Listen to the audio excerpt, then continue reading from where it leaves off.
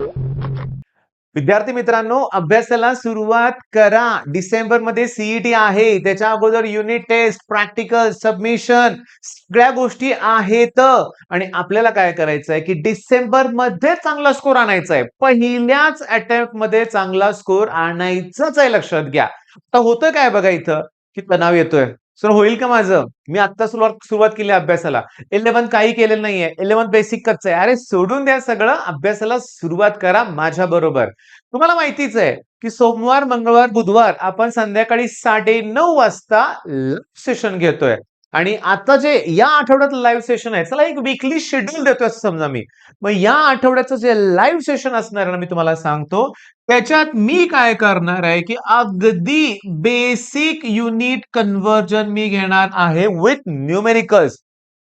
पहिल्यांदा टेक्स्टबुक मधलेच प्रश्न मी घेणार आहे. टॉपिक मी आता रिव्हील करत नाहीये, पण संध्याकाळी 9:30 वाजता जॉईन व्हायचंच आहे तुम्हाला. फायदा काय होणार आहे?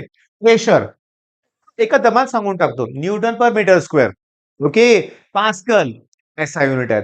9 पर सेंटीमीटर स्क्वेअर. बार हे युनिट आहे. टॉर हे युनिट आहे. मिलीमीटर ऑफ एचजी हे युनिट आहे, लक्षात घ्या. तुम्हाला सांगतो या सगळ्यांचं ऍटमॉस्फेरिक हे युनिट आहे. इंटरनल कन्व्हर्जन जमत नाही, शिकवतो ना मी तुम्हाला. Volume, okay. Centimetre cube, millimetre cube, DM cube, litre, okay. Metre cube हे एसआय युनिट आहे. टेम्परेचर डिग्री सेल्सिअसचा फॅरनहाइट करायचा, फॅरनहाइटचं डिग्री सेल्सिअस करायचं. कॅल्क्युलेशन मध्ये फॅरनहाइट लागणार सुद्धा नाहीये, पण मला केल्विन लागणार आहे. मग टेम्परेचरचं इझी कन्व्हर्जन. अरे हे जमलं. मला सांगा ना, टेम्परेचर कुठल्या लॉ मध्ये नाहीये? कितीतरी लॉ मध्ये आहेत, लक्षात घ्या.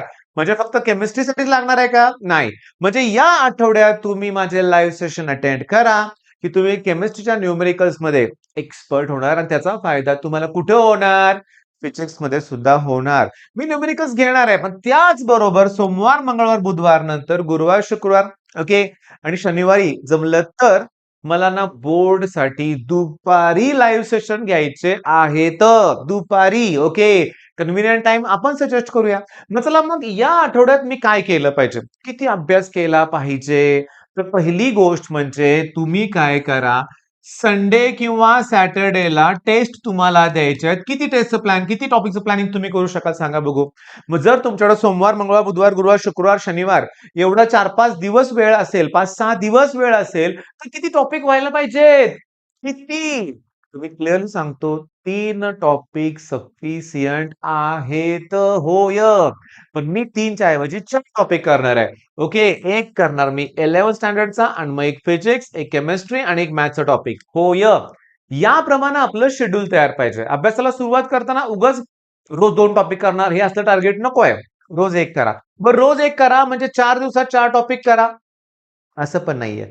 11चा टॉपिक रोज थोडा करून 4 दिवसात संपवा. हो. तुम्ही किंवा रोज 2-2 टॉपिक घ्या म्हणूया आपण. एक फिजिक्सचा, एक मॅथ्सचा, एक केमिस्ट्रीचा, एक 11चा म्हणूया आपण. आणि एका विषयाचा कंटाळा आला की त्यात ब्रेक घेऊन थोडासा रेस्ट घेऊन दुसरा विषय घ्यायचा असतो, लक्षात घ्या. म्हणजे तुम्हाला ऍट एनी कॉस्ट सुरुवात तर करायची आहे. बरं, मी तुम्हाला क्लिअरली सांगतो की गेल्या आठवड्यात सोमवार, मंगळवार, बुधवार 3 दिवस मी लाईव्ह सेशन घेतलंय ना, त्यात मी मोल कन्सेप्ट घेतलेत. मोल कन्सेप्ट घेतलेलं आहे, ते तुम्हाला करावं लागणार आहे. बरं, आता आणखीन एक मी तुम्हाला सांगतो. तुमचा प्रॉब्लेम काय व्हायला लागलाय, की सर 10th स्टँडर्ड मध्ये सगळं भारी वाटायचं. समजत होतं.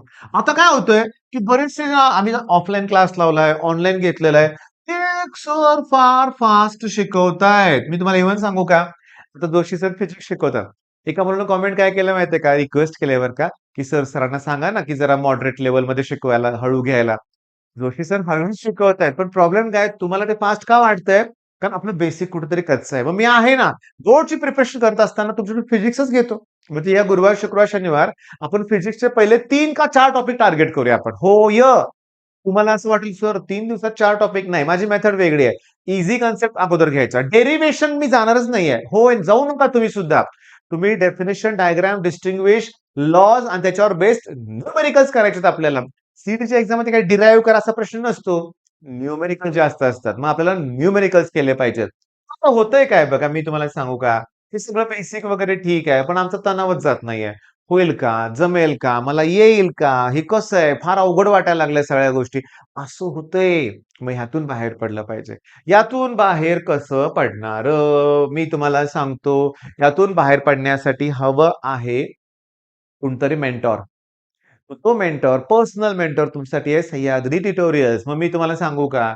मी आता इथून पुढे काय करेन माहितीये का? की अगदी दिवसाचं शेड्यूलच देईन तुम्हाला. चला आपण सोमवारचं शेड्यूल फिक्स करूया. आजच म्हणूया आपण. कुठलं? सोमवारचं. मग सोमवारी मला काय-काय करायचं? सोमवारी मला काय करायचं आहे? तर मी क्लिअरली सांगतो. पहिल्या 3 टॉपिकचा विचार करूया आपण. पहिल्या किती टॉपिकचा विचार करूया? 3 टॉपिकचा विचार करूया. तसा विचार केला तर मी सांगतो rotational dynamics, mechanical properties of fluid आणि planetary theory of gases and radiation. मी तुम्हाला सांगतोय काय तुम्हाला करायचं आहे बघा, की तुम्हाला एक माझ्याकडे 10 व्हिडिओ आहेत, फक्त 10 व्हिडिओ आहेत लक्षात घ्या. तुमच्या चॅनलवर आपले 4,000 व्हिडिओ कंप्लीट होतील. पण आता मी तुम्हाला सांगू का, की माझ्याकडं 10च व्हिडिओ आहेत. ओके. मी तुम्हाला सांगू का? YouTubeवर जेव्हा तुम्ही आपलं सह्याद्री ट्युटोरियल्स हे चॅनल बघताय लक्षात घ्या. त्याच्यावर ना कोर्सेसमध्ये जायचंय तुम्हाला कोर्सेसमध्ये. ओके. कोर्समध्ये गेल्यानंतर ओके तुम्हाला लॉसाठी कुठला वेगळा कोर्स दिसतोय का वगैरे लॉज हे 10 व्हिडिओ आहेत लक्षात घ्या 10. मग या 10 व्हिडिओपैकी मी तुम्हाला सांगतो सगळ्यात खाली जाऊया आपण. Okay. Law of conservation of angular momentum पहिल्यांदा करायचंय. किती मिनिटाचा? 12 मिनिटाचा. लॅपलास लॉ 9 मिनिटं. त्याच्यानंतर मी तुम्हाला Stefan Boltzmann law of radiation, Wien's displacement law, हे Stokes law, Newton's law of viscosity, Pascal's law इथपर्यंत म्हणजे 1, 2, 3, 4, 5 ओके 6 ओके आणि 7 व्हिडिओ आहेत कंप्लीट करायचे. 7 व्हिडिओ तुम्हाला कंप्लीट करायचे आहेत. ओके. मी सांगतो जे आता मी ऑन केलंय ना त्याचा आवाज येतो मी इथून ऑफ करतो. ओके. मग आता मला सांगा सोमवारी किती टार्गेट आहे? 7 व्हिडिओचं टार्गेट आहे. सगळ्यांना टार्गेट आहे लक्षात घ्या बरं का मी तुम्हाला सांगतो, की या 7 व्हिडिओमध्ये लॉज कोणते-कोणते आहेत? Law of conservation of angular momentum, Pascal's law, Stokes law, Newton's law of viscosity पण आहे, लॅपलास लॉ पण आहे, स्टीफन बोल्ट्झमन लॉ पण आहे, वेन्स डिस्प्लेसमेंट लॉ पण आहे, विथ न्यूमेरिकल आहे. विथ न्यूमेरिकल अरे 25 लॉ आहेत. 25 25% काम तर झालं सोमवारीच. मग एका आठवड्यात सुद्धा होऊ शकतं की नाही? मग सोमवारी मी तुम्हाला फिजिक्स दिलं. ओके. केमिस्ट्री, मॅथ्स मला सांगा सो फिजिक्सचे किती लॉज तुम्हाला मी करायला सांगितले?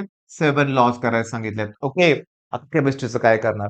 केमिस्ट्रीच्या तुम्हाला करायच्यात नेम रिएक्शन्स. केमिस्ट्रीच्या करायच्या आहेत तुम्हाला नेम रिएक्शन्स. मग हे आपल्या चॅनलवर आहे का? आहे. हे सुद्धा आपल्या चॅनलवर आहे आणि मी तुम्हाला सांगतो कोर्सेसमध्येच तुम्हाला जायचंय. आता मी परत ओपन करतोय. ओके. नीट लक्ष द्या. सह्याद्री ट्युटोरियल्स आणि तुम्हाला जायचंय नेम रिएक्शन. 8च्या आसपास माझ्याकडे व्हिडिओ आहेत. त्यात पुन्हा कोर्सेसमध्ये जायचंय आणि या कोर्सेसमध्ये नेम रिएक्शन्स.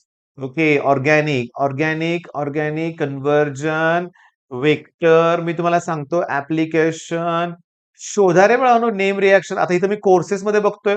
कदाचित कोर्सेसमध्ये मिळणार नाही. प्लेलिस्टमध्ये शोधायचं प्लेलिस्टमध्ये. मग प्लेलिस्टमध्ये तुम्ही गेला, की इम्पोर्टंट लॉस भरपूर प्लेलिस्ट वेगळ्या आहेत बरं का. Last, physics, numericals, 8 hours numericals मी तुम्हाला सांगतो. आता काय होतं माहितीये का सांगू का? असं शोधायला गेलं तर भरपूर मला पण हे होईना झालंय बरं का. पण नेम रिएक्शनचे 8 व्हिडिओ आहेत मला माहितीच आहे लक्षात घ्या. नेम रिएक्शन्स इथंच कुठेतरी असतंय दिसत नाही असं होतंय लक्षात घ्या. ओके. पण नेम रिएक्शनचे माझे 8 व्हिडिओज आहेत आणि त्या 8 व्हिडिओमध्ये मी सगळंच व्यवस्थित घेतलेलं आहे. इतक्या इथं नेम रिएक्शन 11 व्हिडिओ आहेत. 11 व्हिडिओ आहेत. बरं नेम रिएक्शनच्या व्हिडिओला टायटल मी दिलेलं नाहीये.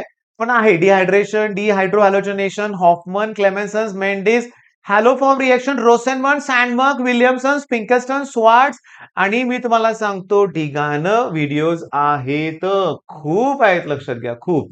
मग पॉइंट काय माहितीये का? तुम्हाला सांगायचंय काय? नेम रिएक्शन्स आणि मॅथ्समध्ये थेरम आहेत. मॅथ्समध्ये काय आहेत सांगा? थेरम. थांबा रे बाळांनो.